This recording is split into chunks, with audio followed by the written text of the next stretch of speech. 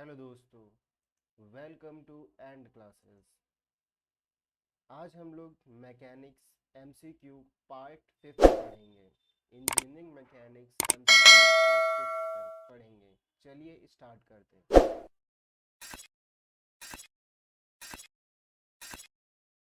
Mechanics MCQ part fifth.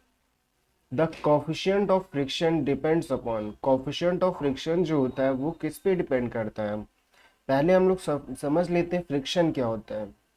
जैसे ही आपकी body किसी सरफेस पे रखी हुई है, तो इस सरफेस पे यदि हम लोग फोर्स लगाएं तो इसके अपोजिट डायरेक्शन में एक फोर्स लगता है, जैसे हम लोग क्या कहते हैं, फ्रिक्शन फोर्स कहते हैं। क्या कहते हैं? फ्रिक्शन फोर्स कहते हैं। फ्रिक्शन फोर्स कहते हैं। अब हम लोग को पता है, अकॉर्डिंग टू न्यूटन के लॉ के कारण इस बॉडी का कुछ वेट होगा। इस बॉडी का वेट होगा तो ये इस सरफेस पे, जिस सरफेस पे रखी उस पर फोर्स लगाएगी, तो ये भी सरफेस उस पर फोर्स लगाएगी perpendicular to the direction of upward, जिसे हम लोग क्या कहते हैं, नॉर्मल रिएक्शन कहते हैं। तो ये जो फ्रिक्शन फोर्स होता है वो डायरेक्टली प्रोपोर्शनल होता है नॉर्मल रिएक्शन के। अब हम लोग जानते हैं डायरेक्टली प्रोपोर्शनल का साइन हटता है तो एक कांस्टेंट आता है। क्या आता है? एक कांस्टेंट आता है, जिसे हम लोग क्या कहते हैं, कोफिशिएंट ऑफ फ्रिक्शन कहते हैं। क्या कहते हैं?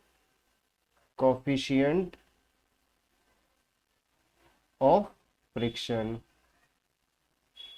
ठीक है। और ये जो फ्रिक्शन, कोफिशिएंट ऑफ फ्रिक्शन होता है, ये नेचर ऑफ अ सरफेस पे डिपेंड करता है। नेचर ऑफ सरफेस मींस आपके सरफेस कैसी है, स्मूथ है या रफ है, उस पे डिपेंड करता है। वही सरफेस कितनी स्मूथ है उस पे डिपेंड करता है। ठीक है। तो कोफिशिएंट ऑफ फ्रिक्शन किस पे डिपेंड करता है? Nature of the surface. किस पे डिपेंड करता है? Nature of the surface. D option is correct. Next question.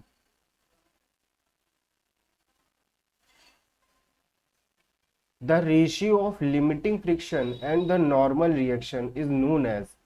क्या आप लोग जानते हैं लिमिटिंग फ्रिक्शन क्या होता है? बताता हूँ मैं। देखिए, अब आप किसी भी बॉडी पे फोर्स लगाएंगे तो वो फोर्स लगाने से पहले थोड़ा सा फोर्स लगाएं F1, तो बॉडी क्या हुई, मोशन में नहीं आई। फिर थोड़ा सा फोर्स और लगाएं, फिर मोशन में। बस इससे एकदम सा थोड़ा सा ज़्यादा यदि आप लोग फोर्स लगा दिए तो बॉडी क्या हो जाएगी, मोशन में आ जाएगी। तो जब बॉडी मोशन में ना आए तो उस पे जो फ्रिक्शन फोर्स लगता है उसे हम लोग क्या कहते हैं, लिमिटिंग फ्रिक्शन कहते हैं। क्या कहते हैं? लिमिटिंग फ्रिक्शन कहते हैं। लिमिटिंग फ्रिक्शन क्या होता है? When the friction force acting, the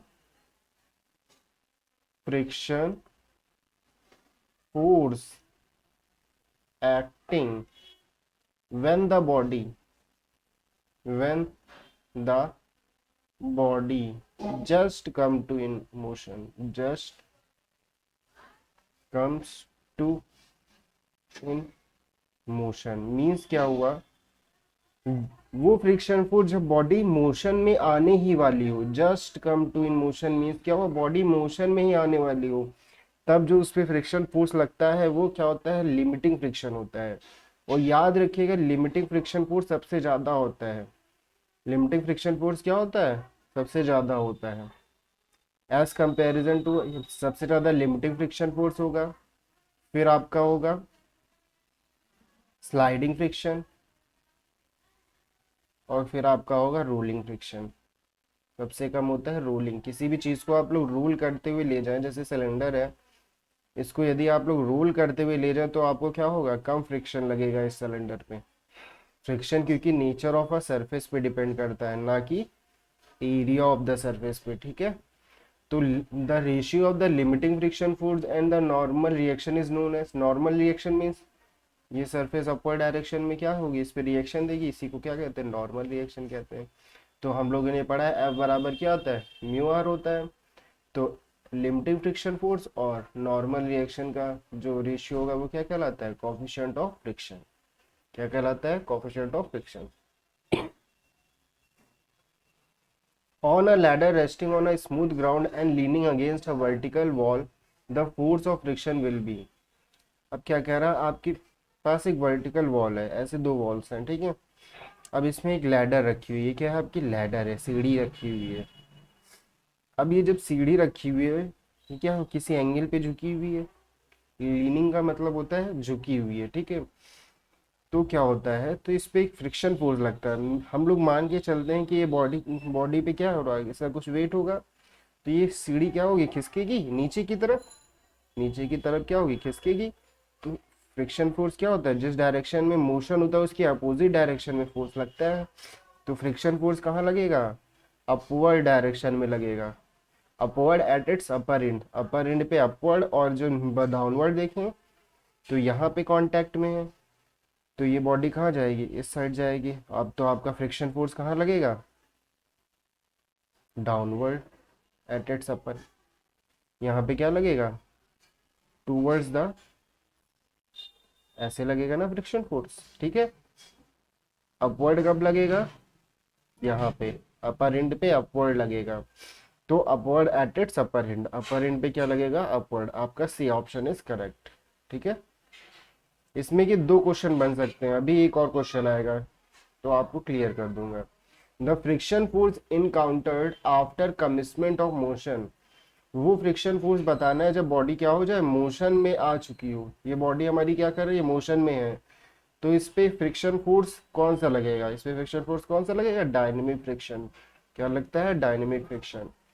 अगर डायनेमिक फ्रिक्शन ऑप्शन में नहीं दिया होता तो हम लोग काइनेमेटिक फ्रिक्शन की तरफ जा सकते थे, लेकिन यहाँ पे डायनेमिक फ्रिक्शन दिया है, इसीलिए हम लोग डायनेमिक फ्रिक्शन पे टिक करेंगे, ठीक है। द कॉफिशिएंट ऑफ फ्रिक्शन, जो कॉफिशिएंट ऑफ फ्रिक्शन होता है वो क्या होता है, हम लोग को पता है एफ बराबर क्या होता है, म्यू आर होता है। एफ क्या, फ्रिक्शन फोर्स, और आर क्या, नॉर्मल रिएक्शन। तो एफ बाई आर बराबर म्यू। तो कॉफिशिएंट ऑफ फ्रिक्शन यही तो है, म्यू। कॉफिशिएंट ऑफ फ्रिक्शन क्या है, रेशियो है friction force of normal reaction का, ratio of limiting friction force है नॉर्मल रिएक्शन, ठीक है। The time of flight of a projectile on a horizontal plane is equal to u, velocity of parabola and theta with the angle of projection। अब हम लोग इसी, किसका question है, projectile motion का है। यदि किसी बॉडी को किसी एंगल पे प्रोजेक्टेड किया जाता है, फेंका जाता है, तो वो एक पाथ कवर करती है, तो उसी को क्या कहते हैं, पैराबोला कहते हैं ना।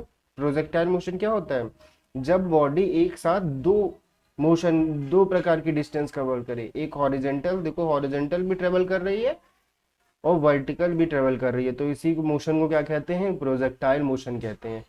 अब इसकी हमें वेलोसिटी दी गई है, कितनी दी गई है वेलोसिटी, इसकी आपकी वेलोसिटी दी गई है u, u वेलोसिटी से जा रही है और थीटा एंगल पे इंक्लाइंड है। तो पूछ रहा है टाइम ऑफ फ्लाइट क्या होता है, टाइम ऑफ फ्लाइट मीन्स कितनी देर तक ये हवा में रहेगी।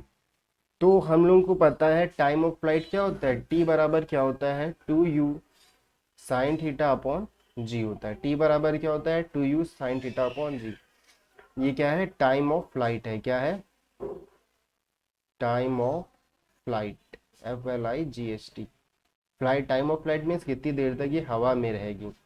अगर हम लोग जानना चाहें इसकी रेंज क्या होगी, रेंज मीन्स ये कितनी हॉरिजेंटल डिस्टेंस कवर करेगी, तो आर बराबर होता है U square sine 2 theta upon G. और इसकी देखें तो मैक्सिमम हाइट ये कितनी कवर करेगी, तो वो देखें तो एच बराबर होता है U square sine square theta upon 2g, ठीक है। तो आपसे क्या क्वेश्चन में पूछा था, time of flight, time of flight क्या होता है, 2u sine theta upon G, मतलब B option is correct. escape velocity from the surface of the earth is approximately equal to, escape velocity जो होती है 11.2 मीटर पर सेकेंड होती है। escape velocity मीन्स मतलब ये आपकी अर्थ की सरफेस है, तो अर्थ की सरफेस पे किसी बॉडी को कितनी वेलोसिटी दे दें कि वो अर्थ की ग्रेविटी को क्रॉस कर जाए और कभी भी वापस ना आए। अर्थ की ग्रेविटी को क्रॉस कर जाए मीन्स अगर आप किसी भी बॉडी को 11.2 मीटर पर सेकेंड से फेंकते हैं तो वो क्या कर जाएगी, अर्थ की ग्रेविटी को क्रॉस कर जाएगी, इसी को क्या कहते हैं, एस्केप वेलोसिटी, मतलब एस्केप कर गई, निकल गई, ठीक है, एस्केप वेलोसिटी कहते हैं। एस्केप वेलोसिटी कितनी होती है अर्थ पे, 11.2 मीटर पर second. Next question, for maximum range of projection the angle of projection should be. Angle of projection बताना है जब मैक्सिमम रेंज है। हम लोग रेंज जानते हैं, हॉरिजेंटल डिस्टेंस, किसी बॉडी को फेंका जाए तो वो हॉरिजेंटल डिस्टेंस कितनी कवर करती है, उसी को रेंज कहते हैं। अब ये लोग क्या कह रहे हैं, ये रेंज मैक्सिमम होनी चाहिए। अब मैक्सिमम कब होगी, हमें पता है रेंज का formula, you square sign 2θ/g। अब ये किसी बॉडी को फेंकोगे तो उसकी इनिशियल वेलोसिटी तो कांस्टेंट ही रहेगी, gravity, acceleration due to gravity भी सेम रहेगी, तो मीन्स एंगल चेंज हो सकता है। तो हम लोग जानते हैं साइन थीटा की मैक्सिमम वैल्यू कितनी होती है, 1 होती है। तो हम लोग जानते हैं साइन 90 डिग्री की वैल्यू 1 होती है ना, साइन 90 डिग्री। तो साइन साइन कट दिया तो 2θ बराबर क्या आ गया आपका 90 डिग्री, मीन्स थीटा बराबर क्या आ गया 45 डिग्री। किसी भी बॉडी को यदि हम लोग 45 डिग्री के एंगल से फेंकते हैं तो वो मैक्सिमम रेंज कवर करेगी। कब मैक्सिमम रेंज कवर करेगी, 45 डिग्री के एंगल से। अब projectile is fired at an angle of theta, theta ये थीटा है आपका, ठीक है, to the vertical its horizontal range will be maximum. और हम लोग निकाल चुके हैं हॉरिजेंटल रेंज मैक्सिमम कब होती है, जब थीटा हमारा कितना होता है 45 डिग्री होता है। Next question, if the velocity of a projection is u meter per second, angle of projection is alpha, angle of projection क्या है अल्फा है, the maximum height of the projection projectile on a horizontal plane, maximum height find करनी है। हम लोगों को maximum height का formula पता है, अभी मैं आप लोगों को बता चुका हूँ प्रीवियस क्वेश्चन में। तो मैक्सिमम हाइट का फॉर्मूला क्या होता है, यू स्क्वायर साइन स्क्वायर थीटा/2g। किसी भी बॉडी को u वेलोसिटी से फेंका जाता है, थीटा डिग्री पे इंक्लाइंड है, तो ये कितनी मैक्सिमम हाइट कवर करेगी, मींस ये ऐसे कुछ आएगी प्रोजेक्टाइल मोशन में, तो ये मैक्सिमम हाइट हुई ना, तो यही मैक्सिमम हाइट पूछ रहा है। तो कितनी होती है यू स्क्वायर साइन स्क्वायर थीटा/2g। एच बराबर कहाँ पे, यू स्क्वायर साइन स्क्वायर थीटा/2g, D option is correct. Next question, limiting friction, limiting force of friction is the, limiting force of friction क्या होता है, लिमिटिंग फोर्स ऑफ फ्रिक्शन आप लोगों को मैंने अभी बताया था, फर्स्ट क्वेश्चन में ही आपको बताया था कि बॉडी जब मोशन करने ही वाली हो, तो जब उस पे जो फोर्स लगता है, जब बॉडी क्या हो मोशन करने ही वाली हो, तब जो उस पे फोर्स लगता है उसी को क्या कहते हैं, लिमिटिंग फ्रिक्शन फोर्स कहते हैं ना। द टैन ऑफ एंगल, ऐसा तो कुछ नहीं बताया था, the ratio of limiting friction and the normal reaction, इसे तो कोफिशिएंट ऑफ फ्रिक्शन कहते हैं। The friction force acting when the body is in motion, ये भी नहीं है। The minimum force of friction, ये आप लोगों का ऑप्शन यहाँ पे क्या होगा, when the body the force of friction, एक मिनट, ये आप लोगों का when the body comes to in motion, when the body just comes to in motion, ये होगा, ठीक है, सी ऑप्शन इज करेक्ट आपका। The Coulomb friction is the friction between, अब कोलाम ने क्या किया था, फ्रिक्शन कैलकुलेट किया था टू ड्राई सर्फेसेस के बीच में, किसके बीच में, दो ड्राई सर्फेसेस के बीच में।